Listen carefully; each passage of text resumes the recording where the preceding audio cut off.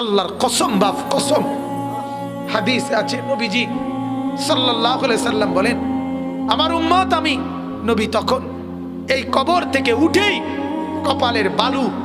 কপালের বালু মুছতে মুছতে আল্লাহর নবী বলবেন, জিবরাইল আমার উম্মত কোথায়, আমাকে নেওয়ার জন্য আসে নাই নাকি তারা জাহান্নামে চলে গেছে? জিবরাইল তখন চোখের পানি ফেলে বলবেন, না ইয়া রাসূলুল্লাহ, এখনো কেউ কবর থেকে উঠে নাই, কাউকে আল্লাহ এখনো উঠায় নাই, আপনি উঠলে এরপরে সবাই উঠবে।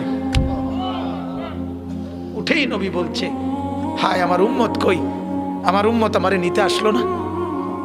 ওই যে এয়ারপোর্টে আমরা মাদ্রাসায় দেখি, এই ভুক্তভোগী আমরা, মাদ্রাসার ছোট ছোট ছেলে পড়ে যে আমার মাদ্রাসায়, প্রায় মায়েরা বাচ্চাদের মা ছুটি নিতে আসে, তার বাবা বিদেশ থেকে আইব, এয়ারপোর্টে নিতে কইছে, ছেলেটারে কি করতে কইছে, এটা যখন বলে মহিলারা কাইন্দা দেয় যে ওটার আবদার বাচ্চার বাপের যেমন ছুটি লইয়া, অত সেটা তো একটা আবেগ ছাড়া আর কিছু না, কারণ বাড়িতে আসলেই তো দেখবে, কিন্তু এটাও তো একটা আবেগ।